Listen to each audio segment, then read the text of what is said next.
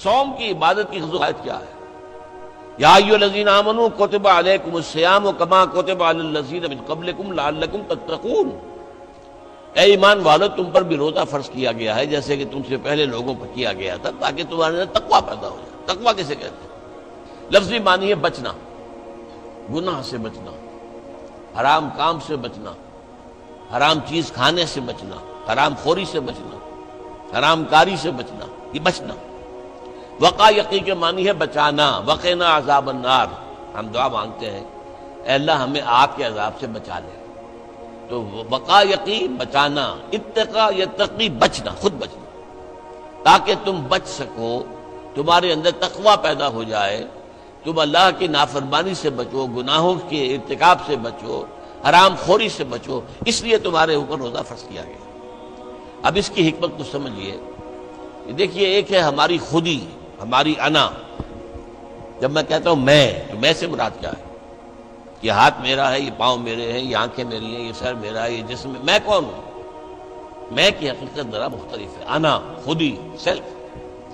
ایک ہے ہمارا حیوانی وجود، اس حیوانی وجود میں وہی سارے تقاضے موجود ہیں جو حیوانات کے اندر ہیں۔ ہر حیوان کھانا جو ہے اسے چاہیے، اور انسان کو بھی چاہیے۔ ہر حیوان میں نسل کشی کے لیے شہوت کا مادہ ہے، ہمارے اندر بھی ہے۔ ہر حیوان کو کوئی نہ کوئی گھونسلہ ہو، کوئی بھٹ ہو، کوئی جگہ چاہیے رہنے کے لیے، آرام کرنے کے لیے، ہمیں بھی چاہیے۔ تو حیوانی تقاضے جو ہمارے وجود کے اندر موجود ہیں، ان کے لیے کہا ہے، فرائڈ نے لفظ استعمال کیا ایڈیا لبیڈو۔ یہ ایڈیا لبیڈو بہت منہ زور ہے۔ بھوک لگتی ہے تو انسان کہتا ہے کچھ بھی ملے کھانے کو، حلال ملے حرام ملے کھاؤ۔ شہوت کا جذبہ جب جاگ اٹھتا ہے، برانگیختہ ہو جاتا ہے، تو پھر وہ تو چاہتا ہے تسکین ہونی چاہیے میری شہوت کی، جائز ناجائز، حلال حرام، صحیح غلط، سب چھوڑو اس کو۔ اس کے لیے کنٹرول پیدا کرنا، ضبط نفس، کہ آپ اپنے نفس پر کنٹرول کر سکیں، نفس آپ پر حاوی نہ ہو جائے، جو اس کا حکم دے، جو بھی وہ حکم دے آپ اس کی پیروی کریں، نہیں، نفس کو اپنے قابو میں رکھیں، اپنی مرضی کے مطابق اسے چلائیں۔ اس کی مثال ایسے ہی ہے کہ جیسے ایک گھوڑا ہے اور ایک سوار ہے اس پر۔ اب اگر گھوڑا منہ زور ہے، طاقتور ہے، اور سوار بیچارہ کمزور ہے تو کیا ہوگا؟ گھوڑا کہیں پٹک دے گا اس کو، کہیں کسی کھائی میں پھینکے گا یا کچھ اور کرے گا۔ لیکن اگر سوار بھی طاقتور ہے اور اس نے گھوڑے کو دبایا ہوا اپنے دونوں رانوں کے درمیان، گھوڑا محسوس کر رہا ہے کہ میرے اوپر جو بیٹھا ہے وہ جاندار ہے، تو پھر ظاہر بات ہے کہ اب یہ گھوڑا سوار کی مرضی کے مطابق چلے گا، ذرا سا اشارہ ہوگا ادھر مڑ جائے گا۔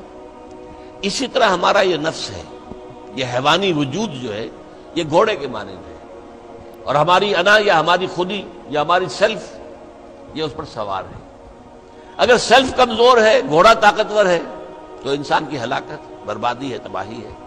نفس حاکم ہو گیا، نفس امارہ کہ ہم غلام بن گئے، تباہی اور بربادی ہوگی۔ ہاں اگر آپ کی انا مضبوط ہے، آپ کی خودی طاقتور ہے، آپ کی سیلف جو ہے اس کے اندر طاقت ہے، تو یہ حیوانی وجود اب آپ کے کام آئے گا۔ گھوڑا جیسے آپ کو آپ کی مرضی کے مطابق لے کر جائے گا، منزل تک پہنچائے گا، ایسے اس حیوانی وجود کو استعمال کر کے آپ نیکیاں کمائیں گے، خیرات حسنات، اللہ کو راضی کرنے کے لیے کام کریں گے۔ اس ہاتھ کو اسی کام کے لیے استعمال کریں گے، ان ٹانگوں کو اسی کام کے لیے استعمال کریں گے، اس زبان کو اسی کام کے لیے استعمال کریں گے۔ تو یہ ہے اگر آپ کا کنٹرول نفس پر ہے، اس کا نام ہے ضبط نفس۔ اور یہاں میں تھوڑا سا اشارہ کر دوں کہ ایک اور نفس بھی آتا ہے، نفس کشی، نفس کو مار دینا۔ انگریزی میں اس کے لیے لفظ ہے سیلف اینیہیلیشن۔ ایک ضبط نفس ہے، سیلف کنٹرول، ایک نفس کشی ہے، سیلف اینیہیلیشن۔ یہ سیلف اینیہیلیشن اسلام میں پسندیدہ نہیں ہے۔ نفس کو کچلو مت، گھوڑے کو مارو نہیں، یہ تو کام کی شے ہے، بس گھوڑے پر قوت حاصل کرو، گھوڑے کو اپنے کنٹرول میں رکھو، ورنہ نفس کا بھی حق ہے۔ گھوڑے کو بھی دانا پانی ڈالتے ہو کہ نہیں؟ تمہارے نفس کا بھی حق ہے۔ وَإِنَّ لِنَفْسِكَ عَلَيْكَ حَقًّا وَإِنَّ لِزَوْجِكَ عَلَيْكَ حَقًّا وَإِنَّ لِزَوْرِكَ عَلَيْكَ حَقًّا۔ تم پر تمہارے اپنے نفس کا بھی حق ہے، تم پر تمہاری بیوی کا بھی حق ہے، تم پر تمہارے جو ملنے کے لیے لوگ آئیں، ملاقاتی ہوں، زیارت کرنے پائے، ان کا بھی حق ہے۔ اس نفس کا بھی حق ہے، اس نفس کا بھی حق اسے ادا کرو، لیکن حلال، حرام نہیں۔ یہ حرام اور حلال کے فرق کے لیے ضبط کی ضرورت ہے، کنٹرول کر سکتے۔ اس کنٹرول کے لیے روزے کی ایک مشقت کہہ لیں یا مشق کہہ لیں، یہ مشق ہے کہ آپ نے سال میں یہ 30 دن یا 29 دن میں شدید بھوک کے باوجود حلال چیز بھی نہیں کھائی، کھانا موجود ہے، شدید پیاس ہے۔ فرض کیجئے کہ آپ عین دوپہر میں دفتر سے یا کہیں کالج سے آپ آئے ہیں اور گھر پہنچے ہیں تو شدید پیاس کی وجہ سے جب وہ موسم آ جائے گا جون کا اور مئی کے روزے جو ہیں تو تب معلوم ہوگا کہ روزہ کہتے کسے ہیں۔ ابھی تو ہم کچھ دنوں سے عادی ہو گئے، سردی میں روزے تھے، روزہ کچھ کہتا ہی نہیں تھا، اب بھی ذرا ہے، کچھ تھوڑا سا رنگ دکھا رہا ہے، لیکن اکتوبر کا مہینہ ہے، اس میں وہ گرمی تو نہیں ہے نا۔ لیکن ہو سکتا ہے کہ اس وقت اگر روزہ ہو تو گلے کے اندر کانٹے پڑے ہوئے ہوں گے پیاس کی وجہ سے، اور گھر میں پہنچے تو معلوم ہے پانی موجود ہے، فریج موجود ہے، ٹھنڈا پانی موجود ہے، برفاب اور بھی ڈرنکس موجود ہیں، روح افزا کی بوتل رکھی ہوئی ہے، نہیں پینی۔ کیوں؟ اللہ کی اجازت نہیں۔ یہ مشق آپ 30 دن کریں گے تو اس سے توقع ہے کہ آپ کے اندر یہ صلاحیت پیدا ہو جائے کہ بقیہ 11 مہینے حرام تو نہ کھائیں، ایک مہینے حلال بھی نہیں کھایا اللہ کے حکم کی وجہ سے، تو حرام اللہ نے کیا ہے نا، اللہ کا حکم ہے۔ 11 مہینے یہ تقویٰ پیدا ہو جانا چاہیے، یہ طاقت تمہارے اندر پیدا ہونی چاہیے، یہ صلاحیت پیدا ہونی چاہیے کہ حرام میں منہ مت مارو، حرام سے اجتناب کرو۔ یہی وجہ دیکھیے، ذرا کڑوی بات آپ کو سنا رہا ہوں۔ فرض کیجئے ہیں روزے کی حالت میں آپ حرام کام کر رہے ہیں، کھانا تو نہیں کھا رہے، جھوٹ بول رہے ہیں تو حرام کام، سودی کاروبار کر رہے ہیں حرام کام، رشوت لے رہے ہیں یا دے رہے ہیں حرام کام۔ عین روزے میں اگر یہ کام ہو رہا ہے تو پھر یہ روزہ بے معنی ہے۔ صرف کھانا پینا چھوڑ دیا تم نے، روزہ تو نہیں رکھا، یہ روزہ تو نہیں۔ حضور کی 2 حدیثیں آپ کو سنا رہا ہوں۔ من لم یدع قول الزور والعمل بہ، جس شخص نے جھوٹ بولنا اور جھوٹ پر عمل کرنا نہیں چھوڑا، فلیس للہ حاجۃ ان یدع طعامہ وشرابہ، تو اللہ کو کوئی ضرورت نہیں ہے کہ وہ کھانا پینا چھوڑ دے۔ جھوٹ بولنا نہیں چھوڑا عین حالت صوم میں، تو یہ صوم نہیں ہے، فاقہ ہے۔ تم نے کھانا پینا چھوڑ دیا، بس روزہ نہیں۔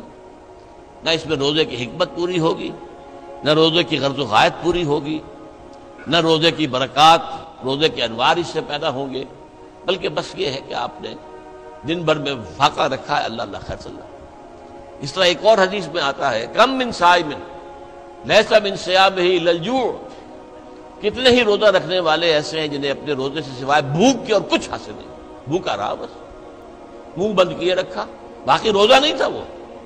جب عین روزے کی حالت میں جھوٹ بول رہا ہے یا جھوٹے عمل کے اوپر، جھوٹے کاروبار پر عمل کر رہا ہے تو یہ روزہ نہیں ہے۔ تو روزے میں کھانا اور پینا صرف یہ ترک کرنا نہیں ہے، بلکہ یہاں تک بھی آیا ہے کہ فرض کیجئے کہ کوئی شخص آپ سے جھگڑ رہا ہے، گالن کو روز پہ اتر آیا ہے، تم یہ کہو کہ بھائی میں اس وقت کچھ نہیں کہہ سکتا، میں روزے سے ہوں، میں اس وقت تمہاری بات پر جواب نہیں دے سکتا، میں روزے سے ہوں۔ یہ بھی گویا کہ روزے کے تقاضوں میں سے ہے، جھگڑا نہ کیا جائے، فساد نہ کیا جائے، لوگوں سے لڑا نہ جائے، گالم گلوچ نہ کی جائے، یہ بھی روزے کے تقاضوں میں سے ہے۔ تو روزہ رکھا جائے پورے آداب کے ساتھ تو اس سے تقویٰ پیدا ہوتا ہے، اس میں کوئی شک نہیں۔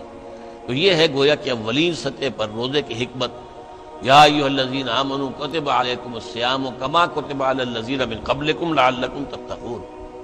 اب آئیے اگلی منزل، کچھ عرصے کے بعد پھر رمضان کے روزے فرض کر دیے گئے۔